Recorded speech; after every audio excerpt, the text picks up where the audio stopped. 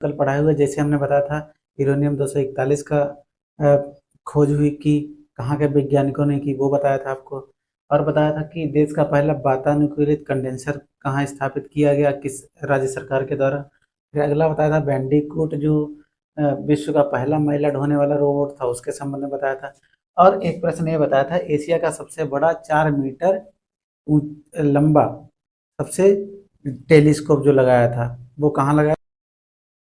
क्या करते हैं, उनका रिवीजन करते हैं, उसके बाद नए महत्वपूर्ण पर पढ़ेंगे। ठीक, लिखा है यूरेनियम 241 यूरेनियम का नया समस्थानिक है। ठीक है, अगर पूछा जाए यूरेनियम का नया समस्थानिक कौन सा है, तो आप बताएंगे यूरेनियम का नया समस्थानिक 241 यूरेनियम खोजा गया।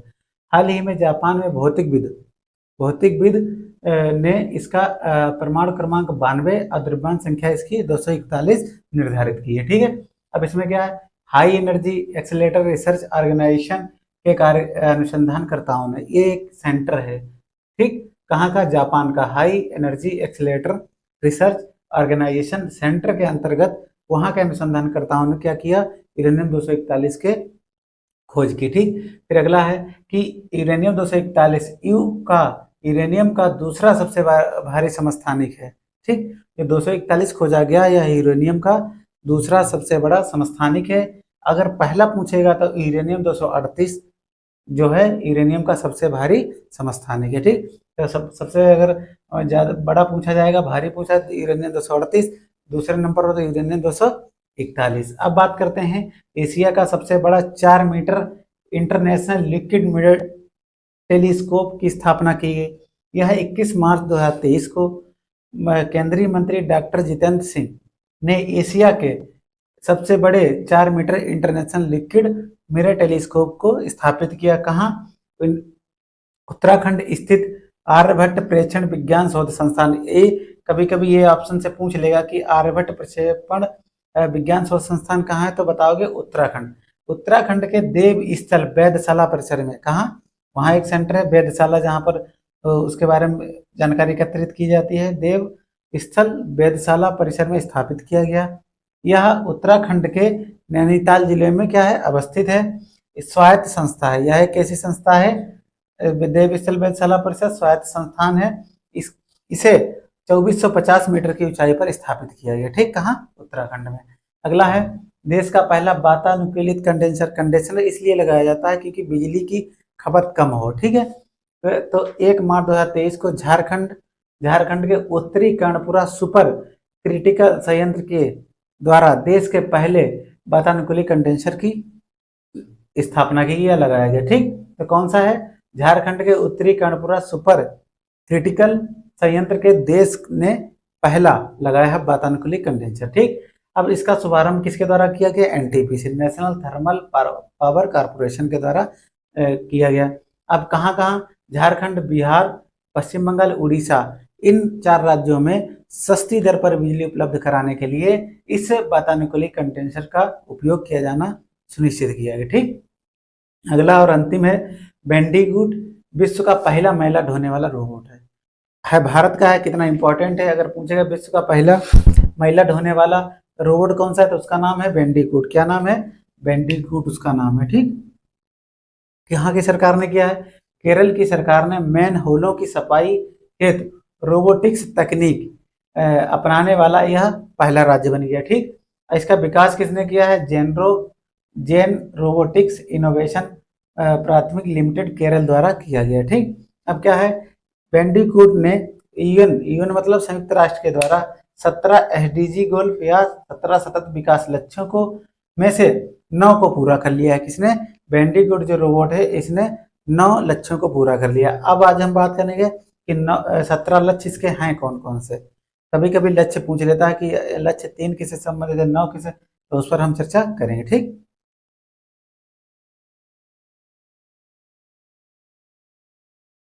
जैसा कि आपको हमने पिछले वीडियो में बताया था, यूरेनियम के बारे में बताया था, बेंडीक्यूट रोबोट के बारे में, जो 17 एसडीजी लक्ष्य थे उनमें जो बेंडीक्यूट था विश्व का पहला महिला ढोने वाला रोबोट बना था। उसने 17 एसडीजी लक्ष्यों में से, सतत विकास लक्ष्यों में से 9 को हासिल कर लिया था, इसलिए उसको बेंडीक्यूट रोबोट घोषित कर दिया है। ठीक, पहले क्या करेंगे, उसका रिविजन करेंगे। और उस रिवीजन के साथ आज के जो महत्वपूर्ण प्रश्न हैं उन पर चर्चा करेंगे और ये विज्ञान और प्रौद्योगिकी का अंतिम वीडियो होगा। ठीक है, इसके बाद नया टॉपिक शुरू करेंगे। ठीक, तो देखिए बेंडीगुड रोबोट द्वारा SDG 17 लक्ष्यों में से कितने प्राप्त कर लिए गए थे? 9। अब 9 कौन कौन सा मोस्ट इंपॉर्टेंट है? SDG लक्ष्य कौन सा किससे से? ये तो क्रम है 1 2 3 4 5 6 7 8 9। ठीक, लेकिन SDG 3 अगर पूछा जाए किससे संबंधित है तो इसका मतलब है अच्छा स्वास्थ्य और खुशहाली। मिलाने के लिए देगा SDG 3 जो है वो किससे संबंधित है? अच्छा स्वास्थ्य से और खुशहाली से। क्लियर? फिर SDG 4 एक गुणवत्ता युक्त शिक्षा से, SDG 4 गुणवत्ता युक्त शिक्षा से, और SDG 3 अच्छा स्वास्थ्य और खुशहाली से। ठीक, और 6 3 4 के बाद 6 स्वच्छ पानी और स्वच्छता, स्वच्छता एवं साफ पानी। ठीक, याद रखना 6 हो गया। 8वां है उत्कृष्ट कार्य और आर्थिक वृद्धि, उत्कृष्ट कार्य और आर्थिक वृद्धि से संबंधित है। और SDG 9 जो है उद्योग नवाचार आधारभूत ढांचा, उद्योग नवाचार आधारभूत ढांचे से संबंधित है। 10 में किसमें है? असमानता में कमी। 10 में क्या है? असमानता के में कमी।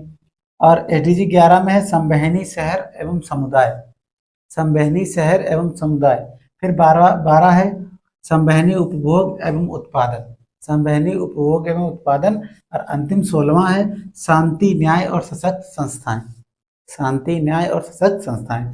तो फिर से देख लो, 3 में अच्छा स्वास्थ्य एवं खुशहाली, 4 में गुणवत्ता युक्त शिक्षा, 6 में स्वच्छता एवं साफ पानी, 8 में उत्कृष्ट कार्य और आर्थिक वृद्धि, 9 में उद्योग नवाचार और आधारभूत ढांचा, 10 में असमानता में कमी, और 11 में संवहनी शहर एवं समुदाय, 12 में संवहनी उपभोग एवं उत्पादन, और 16 है शांति न्याय और सशक्त संस्थाएं। ठीक, ये हो गए SDG गोल। अब बात करते हैं जम्मू कश्मीर में। अगला प्रश्न है जम्मू कश्मीर में पहली बार लिथियम की खोज की गई। ठीक, किसकी खोज की गई? लिथियम। लिथियम का उपयोग कहाँ होता है? मोबाइल, लैपटॉप, कैमरा, इनकी बैटरियों में होता है। ठीक है, बैटरियों में लिथियम का उपयोग होता है। तो लिथियम की खोज की गई 9 फरवरी 2023 को।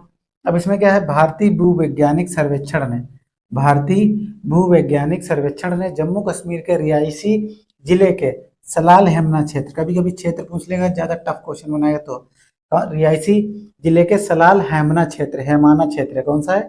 हैमाना, सलाल हैमाना क्षेत्र में की कुल कितना मीट्रिक टन है? 5.9 मीट्रिक टन, 5.9 मीट्रिक टन इतना मिला है वहां पे जम्मू कश्मीर। अगला है हृदय, हृदय के पेसमेकर बनाने में इसका उपयोग किया जाता है। हृदय पेसमेकर से क्या होता है? हृदय की गति नापी जाती है। ठीक, खिलौने और घड़ियां आदि गैर रिचार्जेबल, गैर रिचार्जेबल जो रिचार्ज ना की जाए बैटरियों के निर्माण में इनका उपयोग होता है। किसका? लिथियम का। अब जैसे मोबाइल हो गया, लैपटॉप हो गया, कैमरा हो गया, इलेक्ट्रिक वाहन हो गया, इनमें सब लिथियम का प्रयोग इनकी बैटरियां बनाने में किया जाता है। ठीक, अब यहाँ पर प्रश्न ये पूछ सकता है सबसे अधिक लिथियम कहाँ पाया जाता है? तो सबसे बड़ा लिथियम का जो भंडार है वो चिली में है। कहाँ है? चिली। चिली की राजधानी सेंटियागो, चिली की राजधानी सेंटियागो है। तो यहाँ पे 9.3 मिलियन मीट्रिक टन पाया जाता है, सबसे बड़ा उत्पादन वहीं होता है। भारत में पहली बार लिथियम भंडार कहाँ पाए गए थे? आंध्र प्रदेश, तिरुपति में। तिरुपति कहाँ पड़ता है? आंध्र प्रदेश में भारत का पहला लिथियम भंडार पाया गया था। ठीक, अब अगला महत्वपूर्ण प्रश्न है 108वीं भारतीय विज्ञान कांग्रेस। ये वो कांग्रेस किसी पार्टी से संबंधित नहीं है, ये एक समूह होता है जिसमें बड़ी बड़ी बैठकें होती हैं। तो ये वो वाला है 108वीं भारतीय विज्ञान कांग्रेस 3 से 7 जनवरी 2023 को हुई। कहाँ हुई? महाराष्ट्र के नागपुर में। कहाँ हुई? महाराष्ट्र के नागपुर में। अब इसकी थीम क्या है? इसकी थीम है महिला सशक्तिकरण सहित, महिला सशक्तिकरण सहित विकास के लिए विज्ञान और प्रौद्योगिकी, महिला सशक्तिकरण के लिए विकास के लिए विज्ञान एवं प्रौद्योगिकी। किसकी थीम है? 108वीं जो भारतीय विज्ञान कांग्रेस की बैठक हुई। अब इसकी अध्यक्षता किसने की? इसकी अध्यक्षता की डॉक्टर विजय लक्ष्मी सक्सेना ने। किसने की? डॉक्टर विजय लक्ष्मी सक्सेना ने। अब प्रथम इजरायली एक महिला थी जिन्हें नोबेल प्राप्त किया था, पहली महिला नोबेल प्राप्त करने वाली थी अदा योनाथ। इजराइल की हैं, कहाँ की हैं? अदा योनाथ। ये इसमें शामिल हुई थी मुख्य अतिथि के तौर पर। ठीक, तो ये तो हो गया नोबेल पुरस्कार जीतने वाली प्रथम महिला में इन्होंने भाग लिया। ठीक, अब बात करते हैं भारत की पहली हरित हाइड्रोजन परियोजना। ठीक, भारत की पहली हरित हाइड्रोजन परियोजना। अब ये 3 जनवरी 2023 को कहाँ से इसकी शुरुआत की गई? सूरत से। कहाँ से? सूरत से। 2047 तक ऊर्जा स्वतंत्र बना लिया जाएगा भारत को, किसी से कोई भी एनर्जी हमें लेनी ना पड़े, चाहे बिजली हो, चाहे सीएनजी हो, पीएनजी, कुछ भी हो। तो 2047 से ऊर्जा स्वतंत्र हो जाएगा और 2070 तक शुद्ध शून्य कार्बन, नेट जीरो कार्बन लक्ष्य रखा गया 2070 तक और 2047 तक ऊर्जा स्वतंत्र का। ठीक, अब क्या है, ये अगला महत्वपूर्ण प्रश्न है। कल हमने बताया था नैनो यूरिया के सबसे पहले कहाँ लगे थे? संयंत्र कहाँ लगाया गया? कलोल, गुजरात में। कलोल हो गया था, फिर कांडला हो गया था, फिर एक हमने बताया था कि उड़ीसा में पावापुरी भी पड़ती है, वहां हुआ था। लेकिन उत्तर प्रदेश के 2 यहाँ पे नैनो यूरिया तरल संयंत्र लगाए गए हैं, जिनका उद्घाटन 14 फरवरी 2023 को उत्तर प्रदेश में आंवला और फूलपुर में इनकी घोषणा की गई, वहां ये लगेंगे। ठीक, तो पहला प्रश्न हमने देखा वेंटीगुड रोबोट के बारे में, जिसने 9 लक्ष्य प्राप्त कर लिए 17 में से। जम्मू कश्मीर में पहली बार लिथियम की खोज हुई, कितना मिला? 5.9 मीट्रिक टन। ठीक, और इसका उपयोग मोबाइल, बैटरी, लैपटॉप, इनमें से उपयोग किया जाता है। सबसे बड़ा लिथियम उत्पादक देश कौन सा है? चिली, यहाँ पे 9.3 मिलियन मैट्रिक टन पाया जाता है भंडारण। भारत का पहला लिथियम भंडार कहाँ पाया गया था? तिरुपति, आंध्र प्रदेश में। 108वीं भारतीय विज्ञान कांग्रेस नागपुर, महाराष्ट्र में हुई।